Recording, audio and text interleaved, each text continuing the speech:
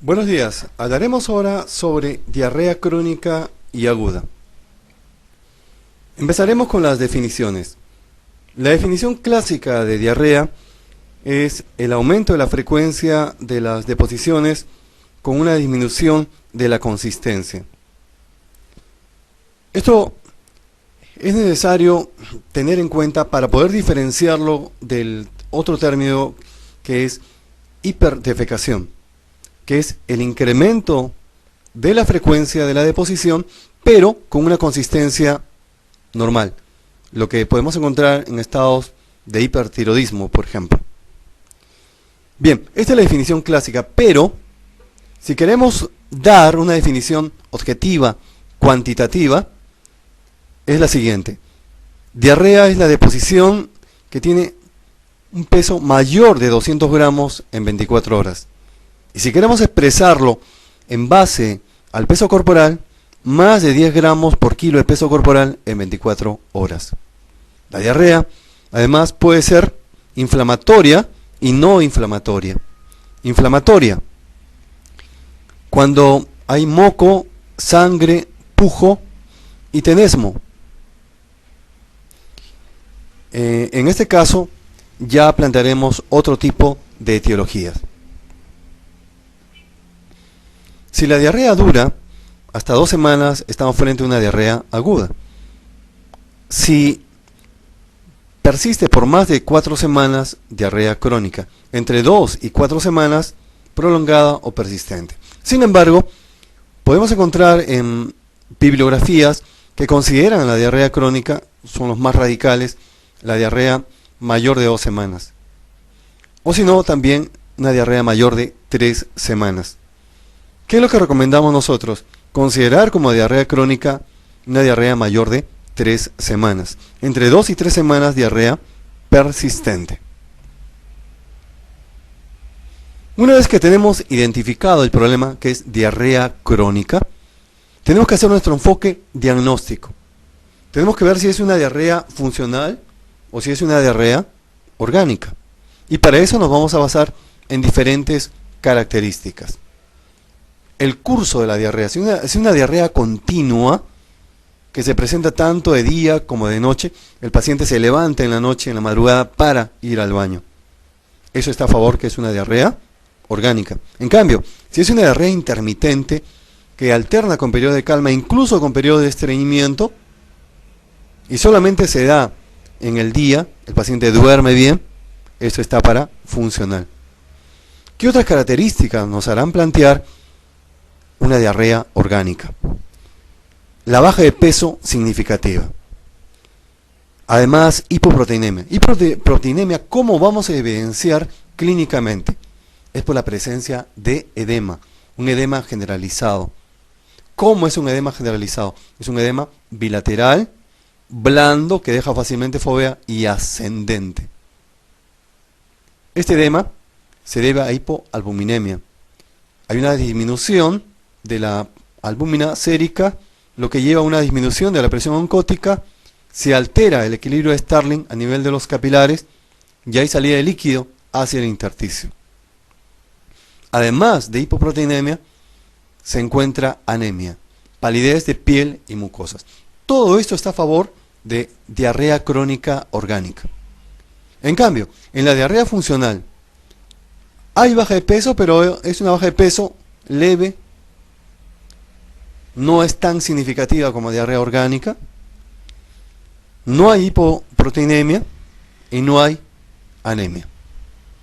Entonces ya saben, cuando identificamos el problema, en este caso diarrea crónica, el paso siguiente es delimitar el problema. ¿Es orgánica o es funcional en base a las características que hemos revisado? Hablemos un poquito de la fisiología intestinal. Tenemos acá el agua y los electrolitos. ¿Cómo están en el lumen intestinal y cuánto es lo que se pierde con la deposición? En el duodeno, de 8.000 a 10.000 mililitros de agua. En el colon, 1.500. Y llega hasta la deposición solamente 100 mililitros.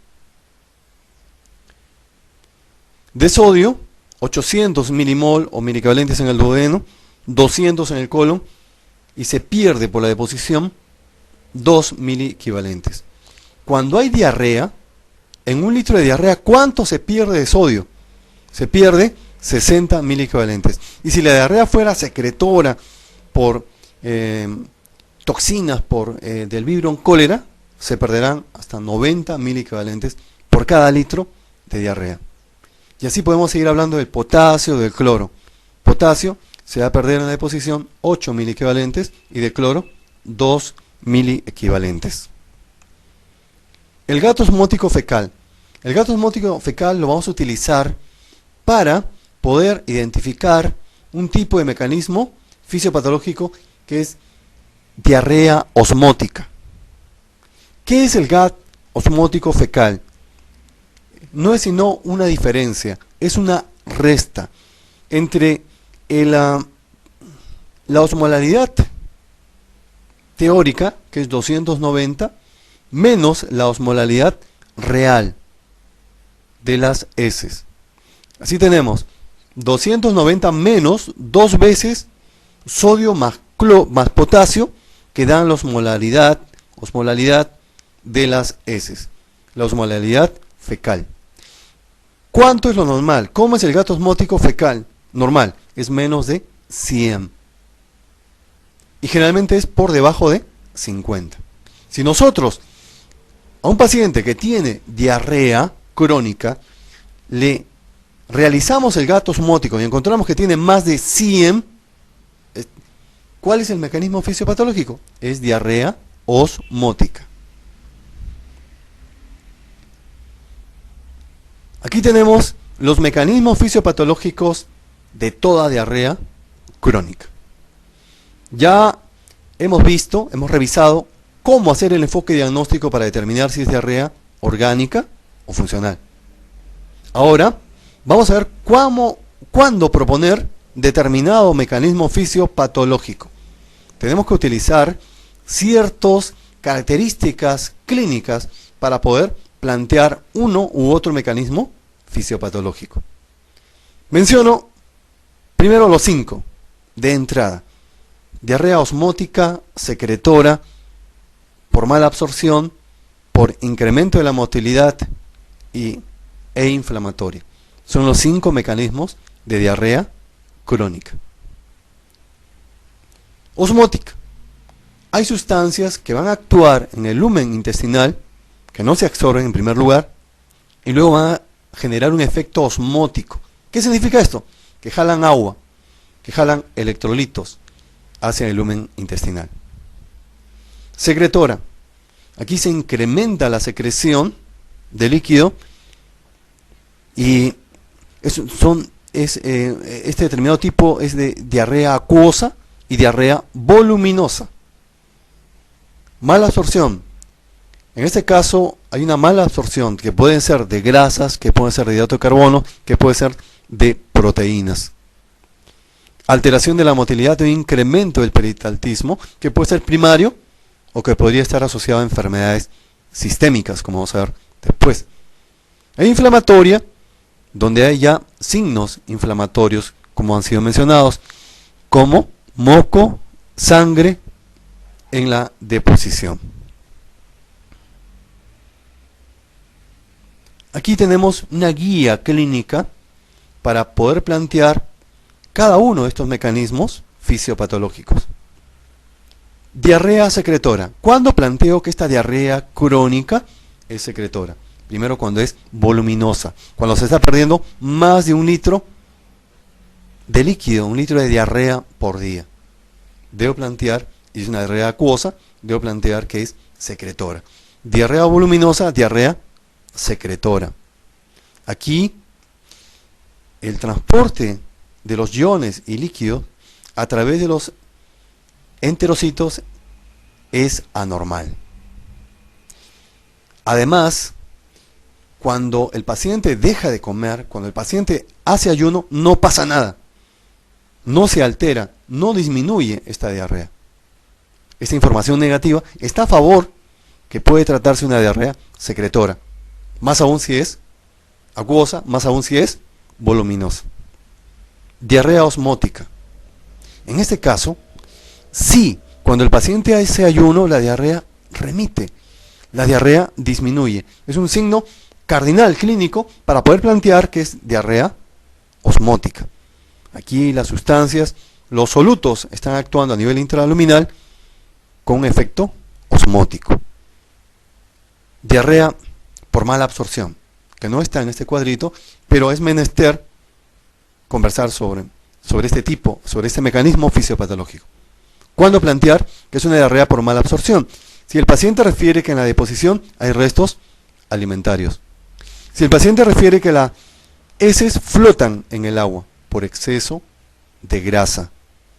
Si además encontramos que ha habido pérdida de peso significativa y que el paciente tiene anemia. Todo eso está a favor de diarrea inflamatoria. Luego tenemos la diarrea por trastorno de la motilidad, por incremento de la motilidad. No hay características clínicas relevantes en este caso. Aquí, el peristaltismo está incrementado. Hay una disminución del tiempo del tránsito intestinal debido a una hipercontractibilidad, debido a un incremento del peristaltismo intestinal. Y luego la diarrea inflamatoria. Aquí vamos a encontrar, como ya dijimos varias veces, moco, sangre, y el paciente se queja de pujo, se queja de tenesmo rectal. Aquí va a haber una lesión del borde del cepillo, aquí va a haber una lesión de la mucosa intestinal. Puede ser de causa infecciosa, de causa no infecciosa. Y si es de causa infecciosa, puede también extenderse a la circulación sistémica. Continuamos. Hablemos ahora sobre la diarrea osmótica. Como ya dijimos, aquí hay sustancias osmóticas, aquí hay solutos que ejercen un efecto osmótico en el lumen intestinal. Van a promover la salida de agua hacia el lumen intestinal, tanto del intra como del extracelular. Este líquido que sale hacia el lumen intestinal, ¿qué va a ocasionar? Va a disminuir la osmolaridad intraluminal. Porque la osmolaridad intraluminal está determinada por dos electrolitos, sodio y potasio. Es 2 sodios más potasio. Va a haber una disminución de estos electrolitos. Si nosotros calculamos el GAT osmótico, ¿a qué es igual el GAT osmótico? 290 menos 2 veces la suma de sodio más potasio fecal. Como hay una disminución de la osmolaridad fecal, el GAT osmótico se va a incrementar. ¿Va a ser mayor de cuánto? Mayor de 100. Y ese GAT osmótico nos está diciendo que estamos frente a una diarrea osmótica.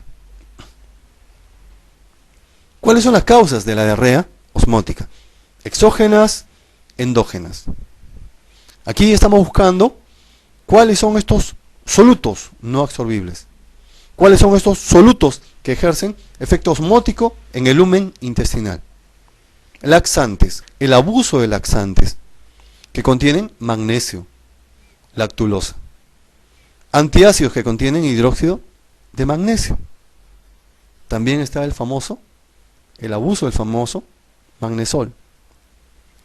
Alimentos que contienen sorbitol, ahí tienen la cáscara de la manzana.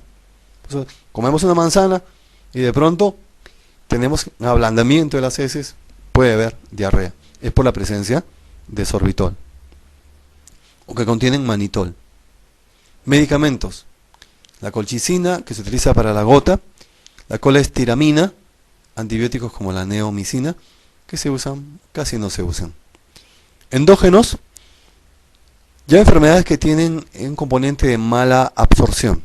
Por ejemplo, un paciente que lo operan de la vesícula ha sufrido una colecistectomía. Esto puede llevar a una diarrea por mala absorción, una diarrea osmótica. Hay enfermedades congénitas también o enfermedades adquiridas. El punto clínico relevante para plantear diarrea osmótica, como hemos mencionado, es que la diarrea disminuye con el ayuno. Eso es básico, una clave para el diagnóstico de diarrea osmótica. Y que la consistencia es bastante disminuida. Es una diarrea básicamente acuosa. Aquí tenemos en este cuadrito las causas de diarrea osmótica. Nuevamente para reiterarles algunas y para agregarle otras. El abuso de laxantes, antiácidos que contienen sulfato de magnesio, ingesta excesiva de hidratos de carbono poco absorbibles. Tienen la fructuosa, el sorbitol, manitol. Mala absorción de hidrato de carbono, deficiencia de disacaridasa. Ahí tiene la intolerancia a la lactosa por deficiencia de lactasa. Muy común hoy en día. Defectos del transporte, mala absorción de glucosa y galactosa. Y un síndrome de mala absorción también lleva a una diarrea osmótica. Diarrea secretora. Pasemos a diarrea secretora. Esa diarrea, ¿cuándo planteamos diarrea secretora? Cuando son diarreas acuosas y voluminosas. Esa es la diarrea secretora. ¿A qué puede deberse la diarrea secretora? Diarrea crónica secretora. Estímulo secretor del enterocito. Puede ser por enteroxinas intraluminal, puede ser de manera local o como resultado de una enfermedad sistémica. Incremento del AMP cíclico del segundo mensajero, el AMP cíclico intracelular del enterocito. Abertura de los canales de cloro, secreción de agua hacia el lumen intestinal e inhibición de la absorción de líquido. Tiene en este esquema la explicación un poquito más en detalle de la diarrea secretora. Vean, a nivel de las vellosidades intestinales hay una disminución de la absorción de sodio y cloro. Básicamente, sodio. Y un aumento de la secreción de cloro y bicarbonato. Ya en el enterocito se incrementa el AMP cíclico, se incrementa el segundo mensajero. Esa es la clave para la producción de diarrea secretora, que va a dar lugar a la secreción de bicarbonato y de cloro.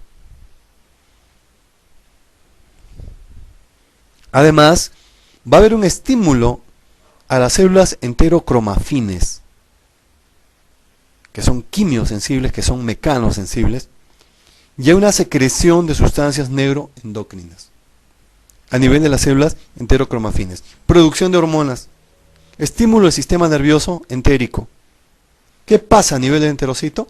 El incremento del GMP cíclico y del calcio, que lleva a mayor secreción de líquido y una abertura de los canales de calcio. ¿Cómo va a estar el GAT osmótico en diarrea secretora?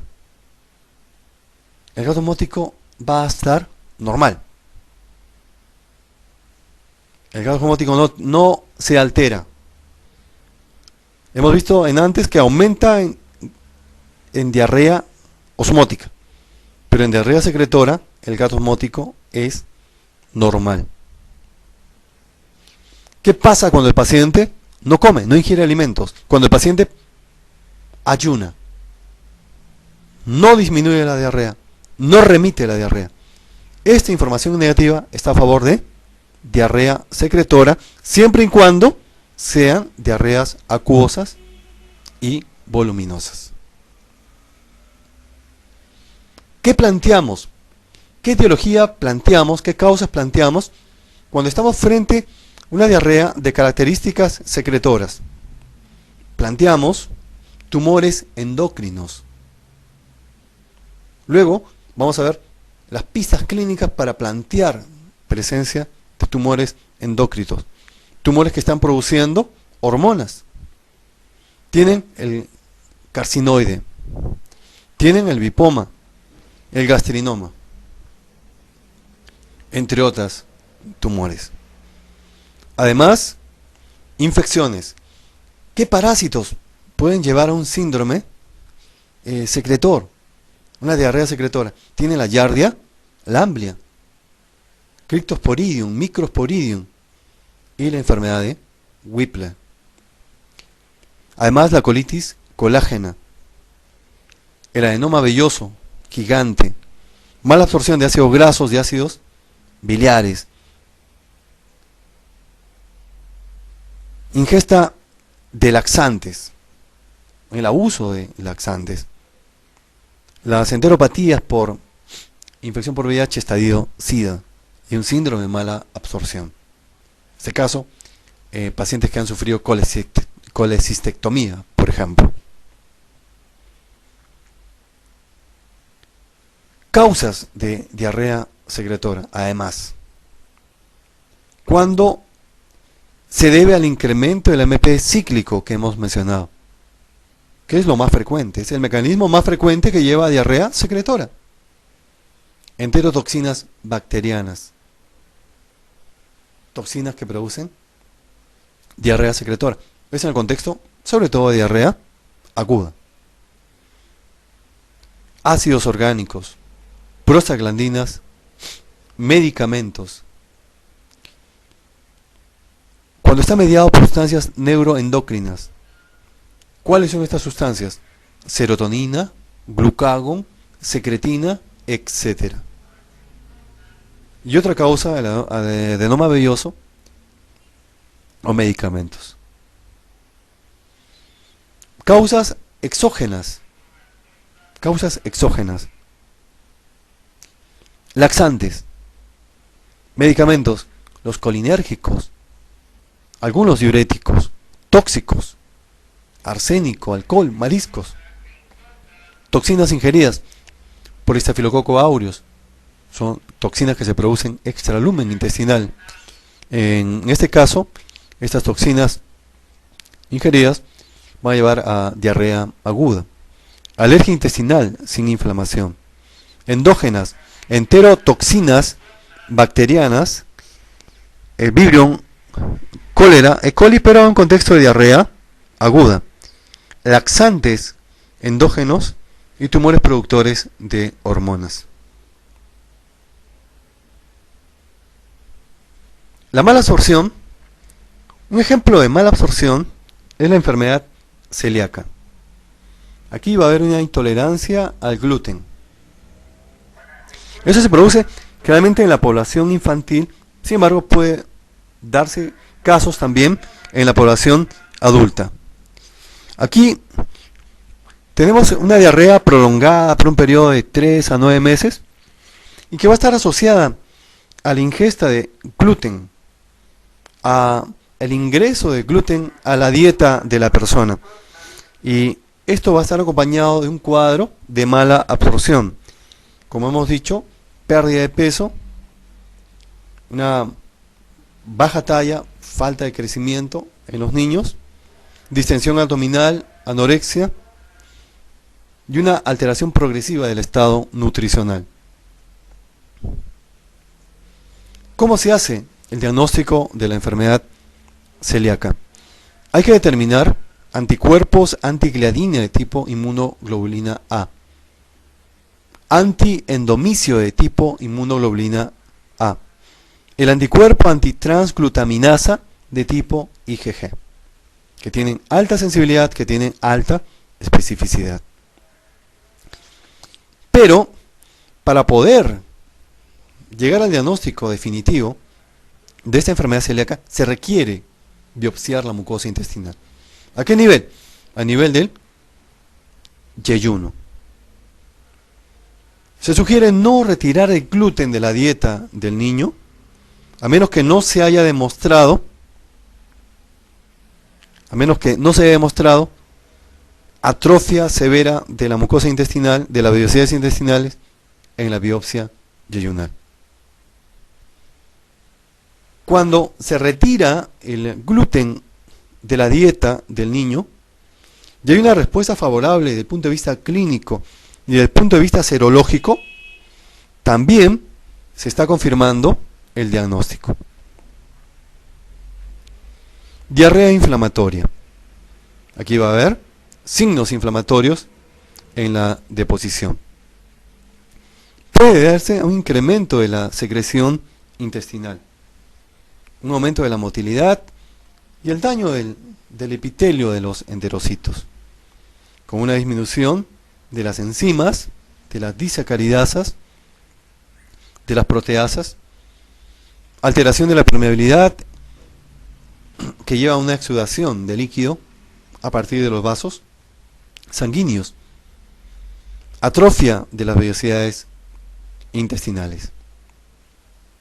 Hay efectos locales sistémicos, diarrea acuosa, disentérica. Infecciosas. De tipo invasivo puede ser por bacterias, por virus, por parásitos. Parásitos, la causa más frecuente de diarrea inflamatoria en nuestro medio es entamoeba histolítica. La producción de citotoxinas de parte de las bacterias. Si descartamos la causa infecciosa, planteamos enfermedades inflamatorias de tipo autoinmune, tóxicas, vasculares o sino también idiopáticas. Además de los parásitos, los protozoarios que producen diarrea inflamatoria, no hay que olvidarse de las uncinarias, el Necator americano y Ankylostoma duenal. Tienen en esta diapositiva las causas de diarrea inflamatoria. La enfermedad inflamatoria intestinal. Enfermedad de Crohn, el perfil es varones jóvenes que se quejan de dolor en la fosa ilíaca derecha, tienen diarrea crónica, baja de peso. Colitis ulcerativa en mujeres mayores de 60 años que presentan diarrea inflamatoria. De naturaleza infecciosa, microorganismos invasivos, pero en un contexto más agudo, Shigella, Flexneri, Campylobacter jejuni, más frecuente en niños, Yersinia enterocolítica, ya en contexto crónico, entamoeba histolítica, Mycobacterium tuberculoso, o en pacientes inmunocomprometidos, Candida albicans y Histoplasma capsulatum. Infecciones virales en pacientes inmunocomprometidos por citomegalovirus. Colitis isquémica, diverticulitis, cáncer de colon, enteritis actínica, pacientes que han sido expuestos a radiación y un síndrome de mala absorción.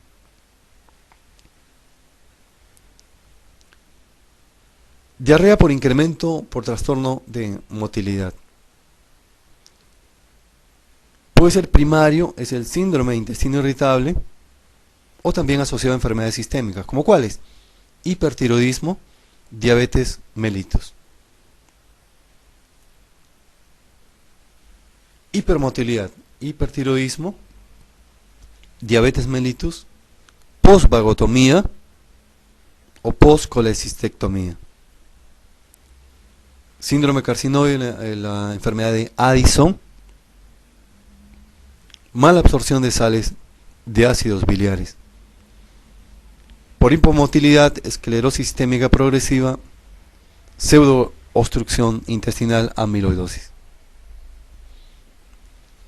¿Cómo es la diarrea del diabético?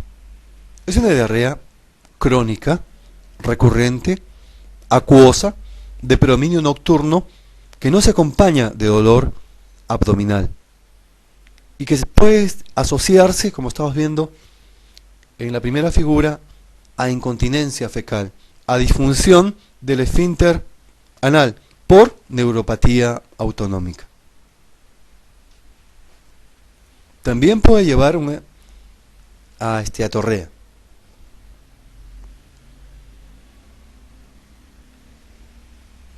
Vamos a utilizar ahora la epidemiología para poder encaminar nuestros diagnósticos presuntivos. El nivel socioeconómico.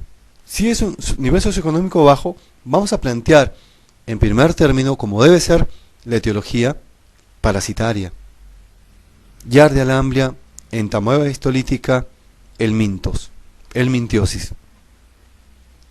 Si es un nivel socioeconómico mediano a alto, intestino irritable, en primer término, o diarrea postquirúrgica, enfermedad inflamatoria intestinal, mala absorción, tumores.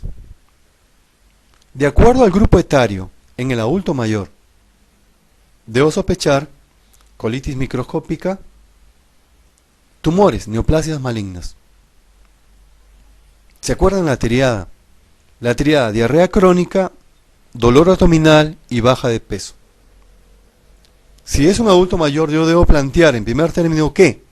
Neoplasia maligna de colon. Si es un paciente joven, de mediana edad, planteo, o un niño, enfermedad parasitaria. En el diagnóstico diferencial, tuberculosis intestinal. En el diagnóstico diferencial, linfoma intestinal. Además, enfermedad inflamatoria intestinal si se trata de una diarrea inflamatoria. Y los trastornos funcionales, en primer término, en gente joven, sobre todo de sexo femenino. En pediatría, las infecciones están en primer término. Giardia, infecciones bacterianas. En los lactantes, plantear en primer lugar intolerancia a la lactosa o a proteínas, diferentes proteínas alimentarias. ¿Qué otros datos de la historia clínica nos van a ayudar para plantear posibilidades diagnósticas? El factor precipitante.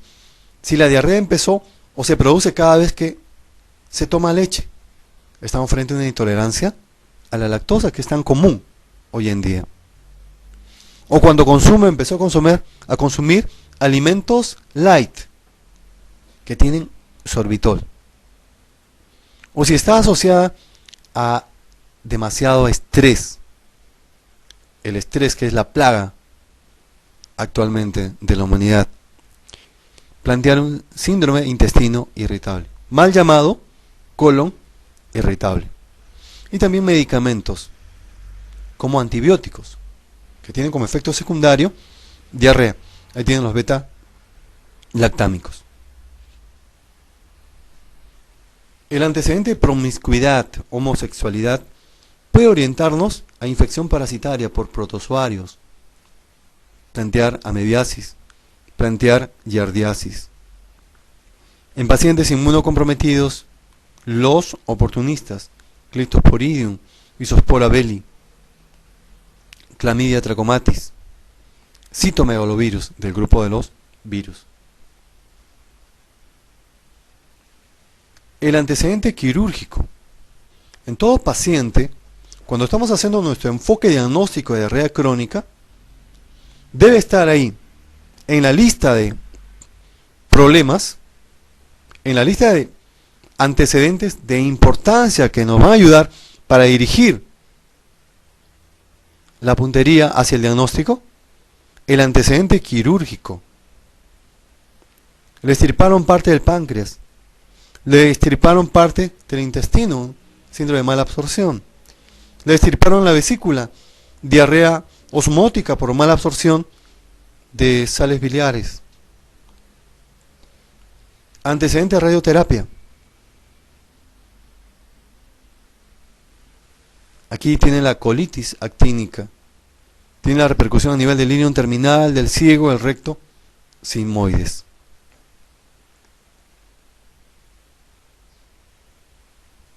¿Dónde está el dolor?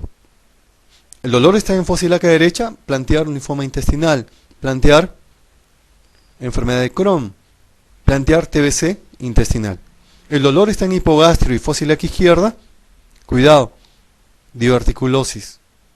Cuidado, si está asociado a baja de peso y es un paciente mayor de 60 años, neoplasia de colon, neoplasia de recto, sigmoides. La pérdida de peso es moderada, es severa, está a favor de un síndrome de mala absorción, está a favor de un cáncer.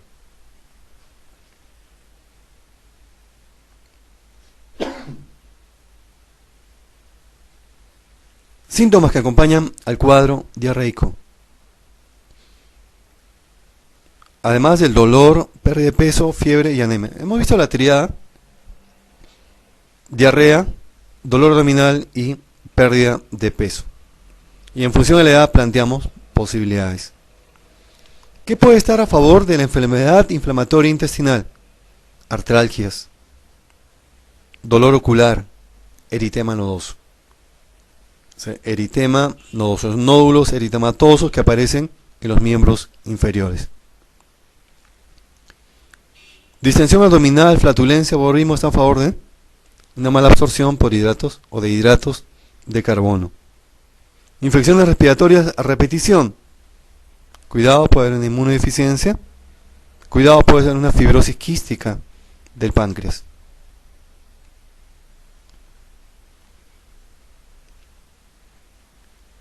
Preguntar por hábitos nocivos: alcohol, café, drogas prohibidas. Consumo de antibióticos en el último mes, antes de la aparición de la diarrea. Cambios, nuevos alimentos que se hayan agregado a la dieta diaria, que contengan fructuosa, que contengan sorbitol. Y el estilo de vida.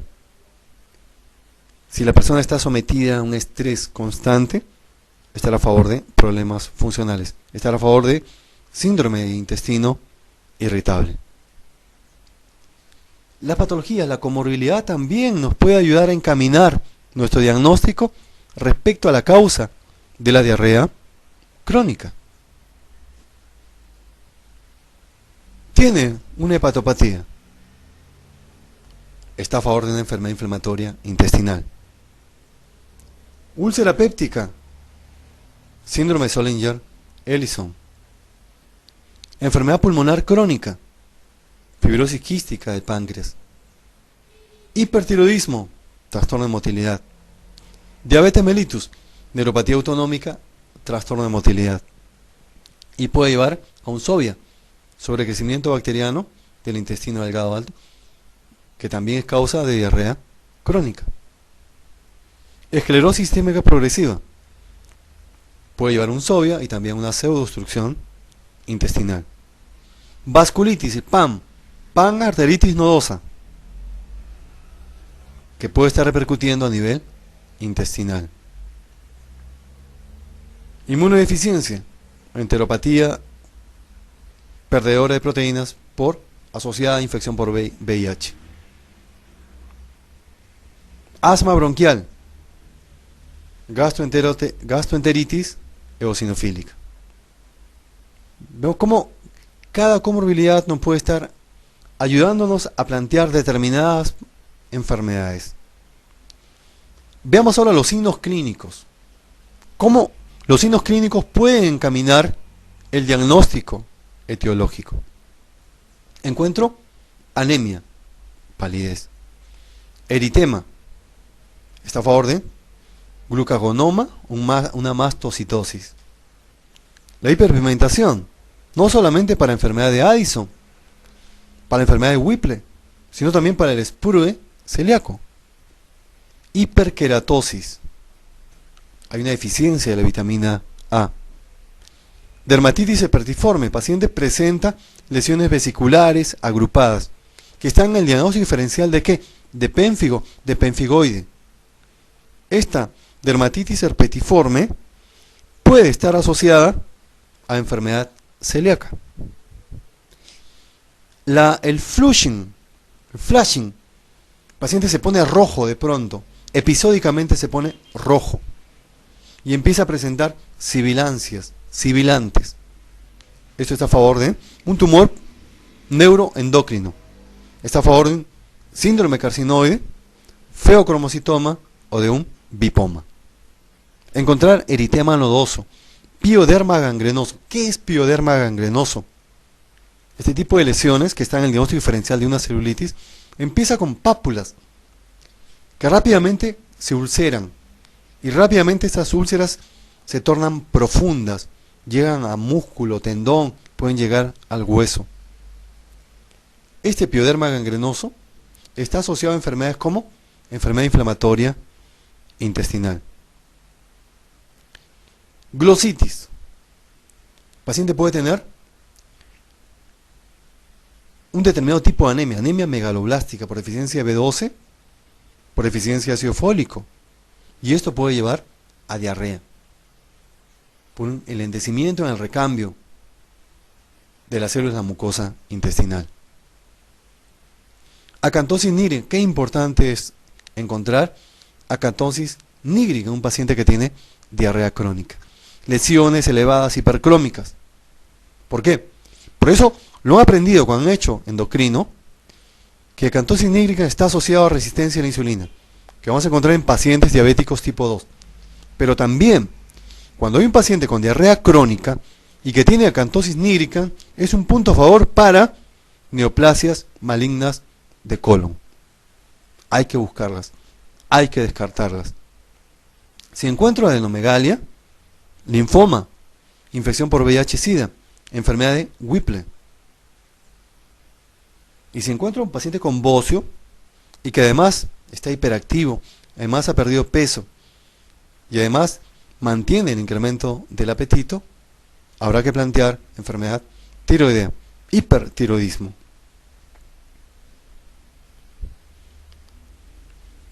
¿Qué otros signos? En la ocultación del pericardio, soplos para síndrome carcinoide, taquicardia para hipertiroidismo. En el caso de enfermedad de Addison y de diabetes, buscamos hipotensión ortostática. La caída de la presión arterial mayor a 10 milímetros de mercurio frente al cambio de posición de echado a sentado. Fiebre. La presencia de fiebre en tuberculosis, linfoma, sobre todo predominio nocturno, enfermedad de Crohn, colitis ulcerativa en el grupo de las enfermedades inflamatorias intestinales. Incluso en amebiasis, en hipertiroidismo, en enteritis bacteriana. Un paciente que tiene arterioesclerosis se puede plantear isquemia intestinal. En la evaluación del sistema nervioso, neuropatía periférica, una disminución de la sensibilidad, tanto superficial como profunda, una disminución de la fuerza distal e hiporreflexia. Va para diabetes, va para deficiencia B12, para anemia megaloblástica. Demencia, dermatitis, pelagra, temblor distal, hipertiroidismo. Para enfermedad de Whipple, desorientación, nixtagmo y parálisis de los oculomotores. Diabetes, amiloidosis, síntomas autonómicos.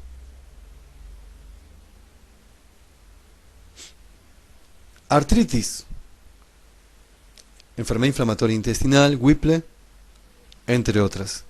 Edema, enteropatías perdedoras de proteínas.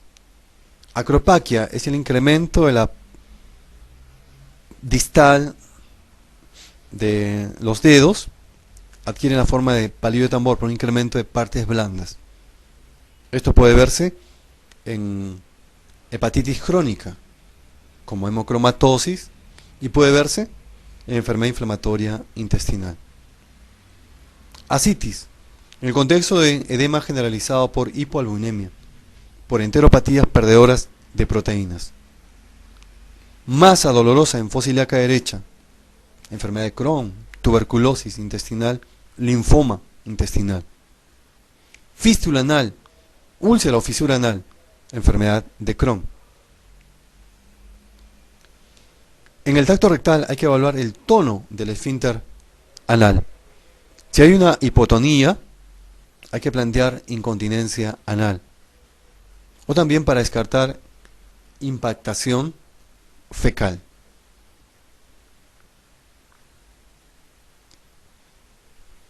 Pasamos ahora a la parte de laboratorio. ¿Cuál va a ser nuestro plan de trabajo en un paciente que tiene diarrea crónica? Lo primero, pedir un copro parasitológico funcional. En nuestro medio, la causa más frecuente de diarrea crónica son los parásitos, Yersinia amblia o entamoeba histolítica. Hay que buscarlos. Luego los helmintos. También pedir un hemograma para documentar la presencia de anemia. No hay que olvidarse de las enfermedades sistémicas. Una glicemia para diabetes mellitus. Si sospechamos en hipertiroidismo, T3, T4 y TSH. Uremia también puede ser causa de diarrea crónica, una creatinina y urea. También enfermedades de tejido conectivo como lupus, como esclerosis sistémica progresiva, pueden ser causantes de diarrea crónica. Si estamos sospechando de estas enfermedades, cuya manifestación clínica más frecuente es el compromiso de las articulaciones, las poliartralgias o poliartritis, habría que pedir por lo menos un anticuerpo antinuclear para el descarte de esta enfermedad.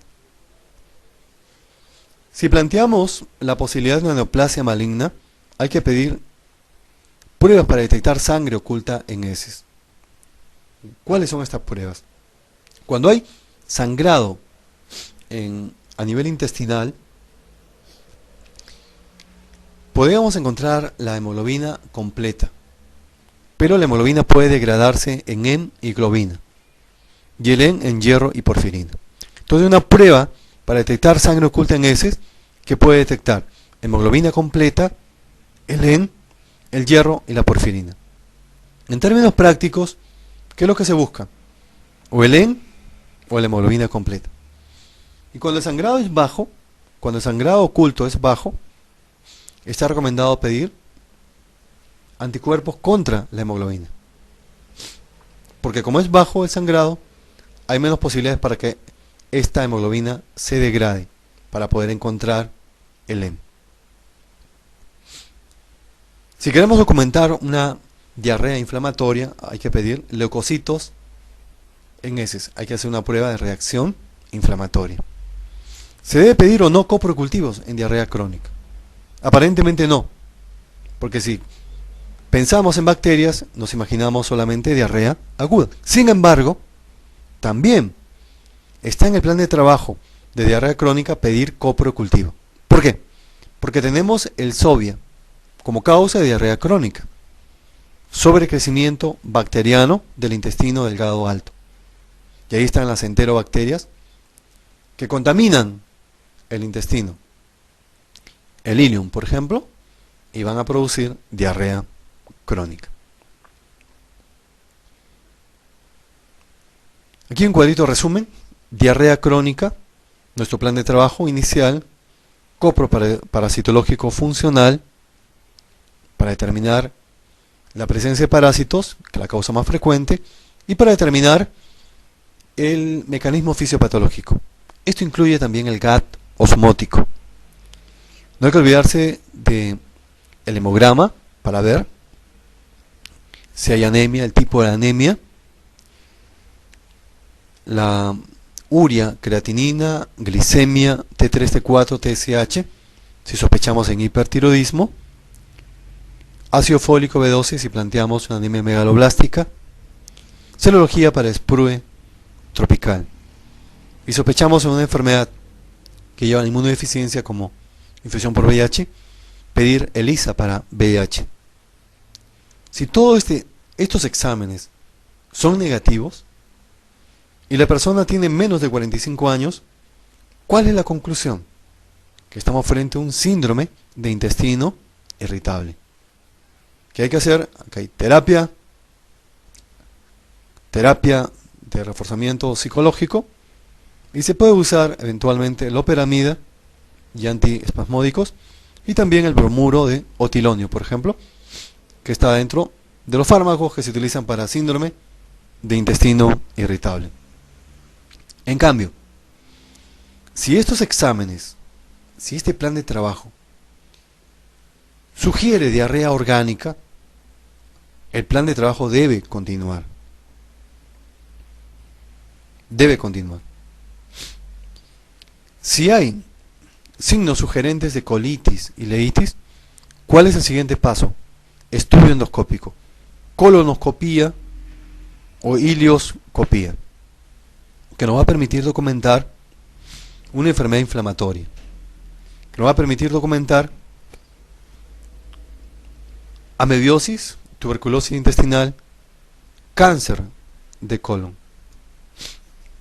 En cambio, si sugiere mala absorción, se hacen los estudios respectivos para saber si es de hidrato de carbono, si es de grasa, si es de proteínas, y documentar el diagnóstico de sprue tropical y documentar el diagnóstico de parasitosis.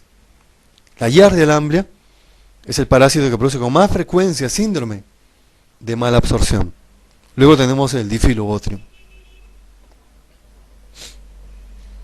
Si hay una mala absorción de grasas, se conoce como esteatorrea, una pérdida importante de grasa en las heces. Por mala absorción, el test de diciclosa es positivo, con serología para sprue celíaco. El tratamiento es quitar el gluten de la dieta. Biopsia duodenal para descartar otras enteropatías. Por mala digestión, el test de decilosa negativo. Hay que recurrir a las pruebas pancreáticas. Esto es lo que mencionamos el SOVIA, sobre el crecimiento bacteriano intestino alto. Vean en la primera figura, las bacterias se concentran solamente en el colon, como debe ser. Pero en la segunda figura se ha extendido de color verde, el territorio de las bacterias ha invadido el ileum. Y esto va a alterar la digestión de los nutrientes, produciendo diarrea. Si hay diarrea osmótica, cuando la prueba del aliento resulte negativa y existe una fuerte sospecha, hay que plantear un falso negativo.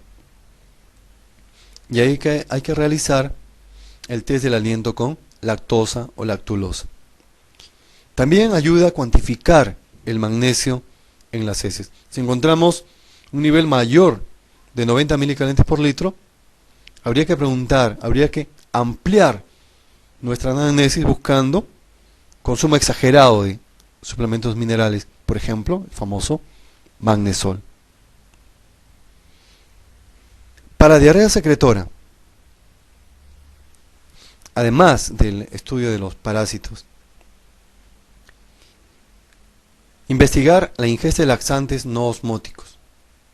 Estudio endoscópico de imágenes, si estamos sospechando un tumor neuroendocrino.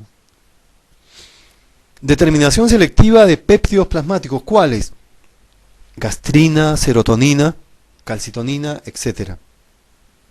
Determinación de otros elementos, motilina, neurotensina, sustancia P, etc. Determinación urinaria del 5-hidroxiindol acético.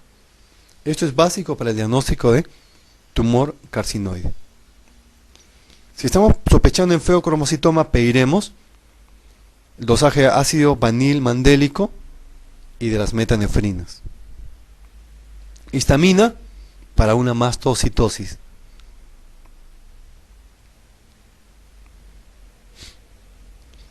También se puede hacer la calinización de las heces y orina. Se añade una gota de hidróxido sódico a la muestra de orina, y si se torna roja, si cambia de color hacia el rojo, estamos documentando la existencia de fenolftaleína. Si es diarrea osmótica, la prueba del aliento de hidrógeno con lactosa. La lactosa no se absorbe, en este caso, en el intestino delgado. Pasa al colon. Y ahí es degradada por la flora bacteriana. Ahí es fermentada. Y esa fermentación de la lactosa va a originar hidrógeno, liberación de hidrógeno, que se elimina en el aire expirado. Y este hidrógeno producto de la fermentación de la lactosa en el intestino, en el colon, es el kit de este examen. Pruebe el aliento de hidrógeno con lactosa. Cuando este test es positivo, debe realizarse una dieta exenta de lactosa para poder confirmar el diagnóstico. Causa es obvia: diabetes mellitus, esclerosis sistémica progresiva, fístulas intestino-colónicas, diverticulosis intestinal alta y el reflujo por incompetencia de la válvula iliocecal. Diarrea inducida por fármacos. Tenemos los inhibidores de la lipasa, van a producir mala digestión o mala absorción de las grasas. Antidiabéticos, los inhibidores de la alfa-1 glucosidasa, mala absorción de carbohidratos. Los AINES, colitis colagenosa o linfocítica. Antineoplásicos, diarrea inflamatoria exudativa. Antibióticos como la clindamicina, beta-lactámicos, colitis pseudomembranosa. Eritromicina, metoclopramida, que es un gastroquinético, diarrea por incremento de la motilidad. Los laxantes, diarrea secretora. ¿Qué podemos decir sobre la colitis pseudomembranosa? El paciente que está recibiendo clindamicina y de pronto empieza con diarreas voluminosas que después se transforman en diarrea inflamatoria. En este caso ha ingresado al aparato digestivo el Clostridium difficile, este anaerobio. Ingresa en dos formas, en esporas o en células vegetativas. Las células vegetativas de color verde son rápidamente eliminadas por la acidez estomacal. Sin embargo, los círculos de color azul, las bolitas de color celeste, sobreviven a la acción del ácido y pasan al intestino delgado y de ahí pasan al colon. Y en el colon empiezan a multiplicarse y empiezan a dañar el epitelio del colon. Se adhieren y lo dañan y van a producir úlceras en placas.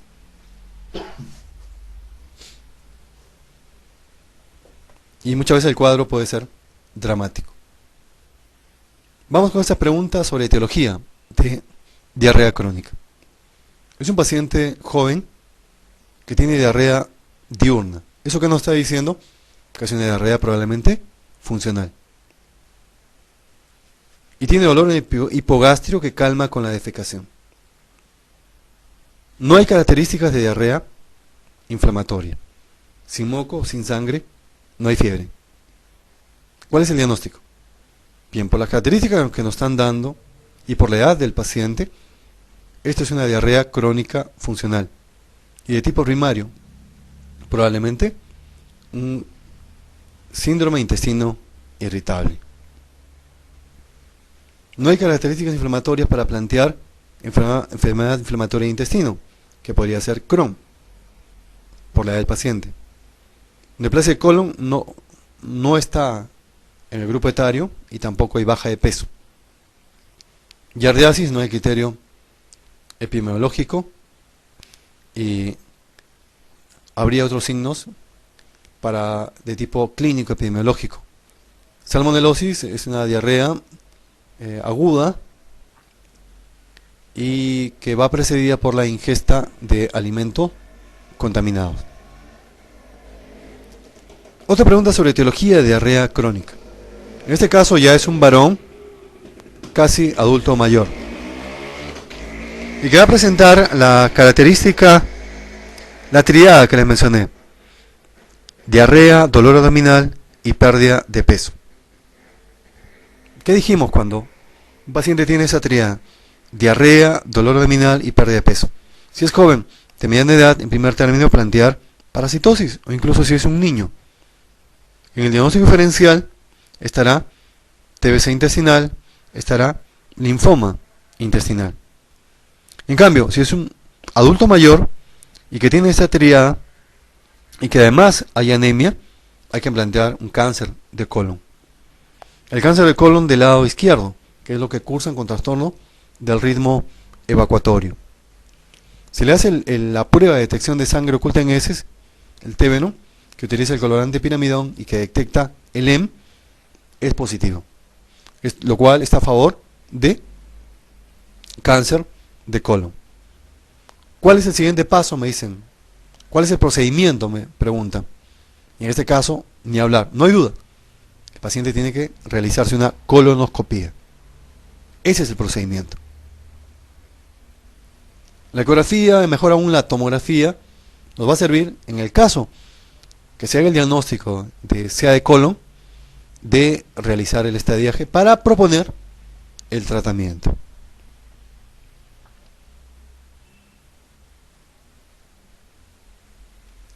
El tratamiento al inicio va a ser empírico, va a ser simultáneamente a la realización del plan de trabajo. Luego ya una vez que se termina la etiología, va a estar dirigido al, si es infeccioso, a erradicar, tratar el agente causal. También podría ser, si está asociado a una enfermedad sistémica, tratar la enfermedad de fondo sistémica y con eso estamos tratando ya la diarrea crónica. La finalidad del tratamiento sintomático es aumentar la consistencia de las heces, disminuir la frecuencia de las deposiciones y hacer que el paciente se sienta mejor.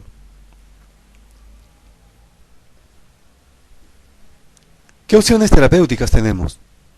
Podemos utilizar sustancias absorbentes o derivados opiáceos.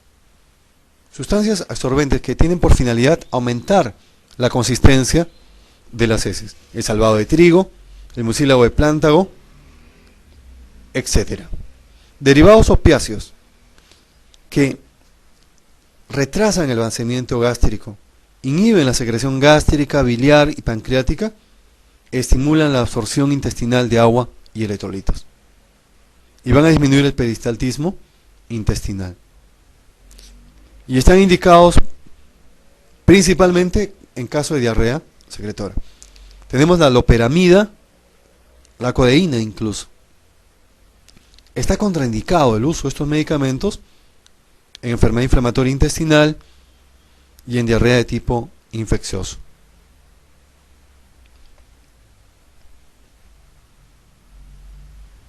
Otras opciones, el octreotide, que es un análogo de la somatostatina. Inhibe la liberación de péptidos del sistema endocrino gastroentero pancreático. Es por eso que va a disminuir, va a controlar, va a regular los síntomas hipersecretores en el síndrome carcinoide, ocasionado por bipomas, por gastinomas o por glucagonomas.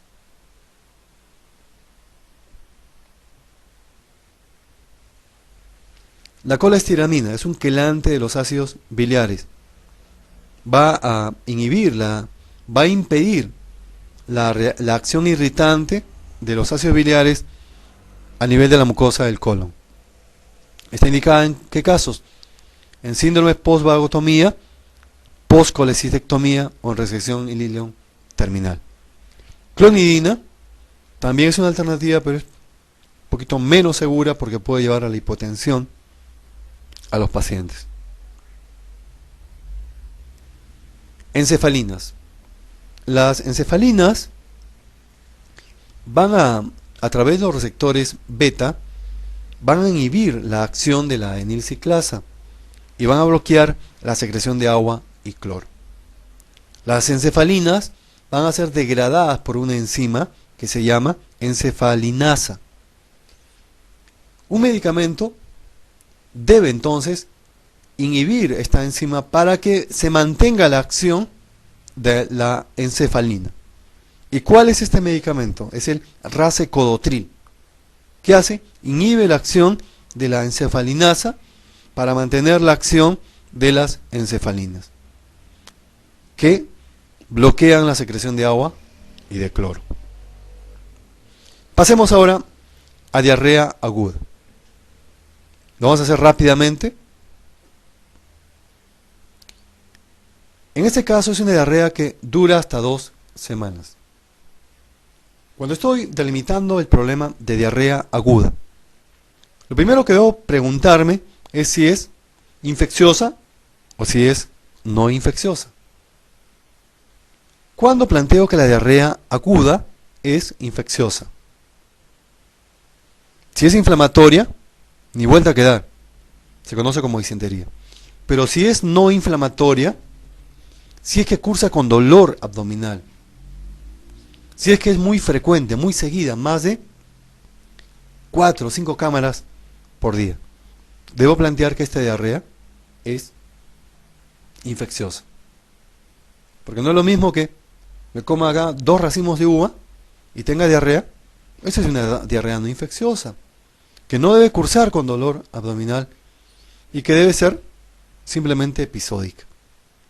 Cambio una diarrea que persiste 1, 2, 3 días, que cursa con dolor abdominal 4 o 5 cámaras por día, esa diarrea es infecciosa.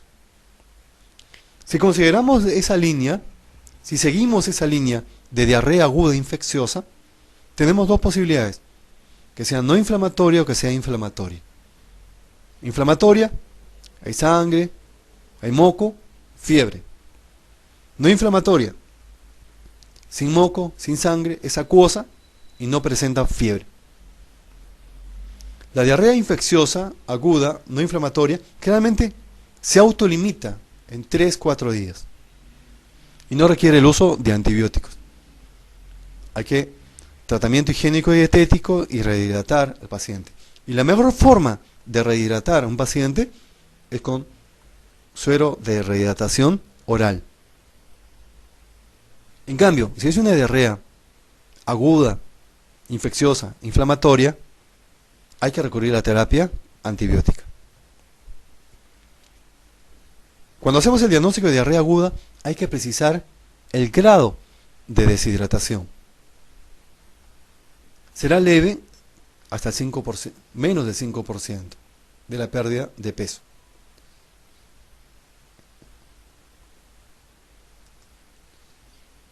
Moderado de 5 a 10% y severo más del 10% del peso. El manejo es por vía oral, rehidratación oral, y si es severa ya recurrimos a la vía parenteral. Tenemos aquí la etiología de la diarrea aguda. No inflamatoria e inflamatoria. Puede ser viral, bacteriana y parasitaria. Viral, no inflamatoria. En los niños más frecuente rotavirus. En los adultos el virus Norwell. Si es inflamatoria, inmunocomprometidos, citomegalovirus. Bacteriana, cuando se producen las toxinas extralumen. Estafilococo aureus, Clostridium perfringens o Bacillus cereus. Tenemos el arroz recalentado, por ejemplo, o en la miel. Extralumen. Ese es extralumen. Intralumen. E. coli enterotoxigénico, Vibrio, cólera. Para inflamatoria, no lesiona la mucosa intestinal, pero lesiona el borde en cepillo, E. coli citotóxico. Lesiona la mucosa, pero no pasa a la circulación general, Shigella. Lesiona la mucosa y pasa a la circulación general, Salmonella, Campylobacter jejuni en los niños, Yersinia enterocolítica. Parasitaria, Yardia lamblia no inflamatoria e inflamatoria entamoeba histolítica. El manejo de la diarrea, la alimentación, hay que restringir los productos lácteos, la avena, las frutas crudas, las verduras crudas. Que rehidratar al paciente, antibióticos en caso de diarrea inflamatoria, antidiarreicos si es una diarrea no inflamatoria y siempre y cuando el paciente no presente compromiso general.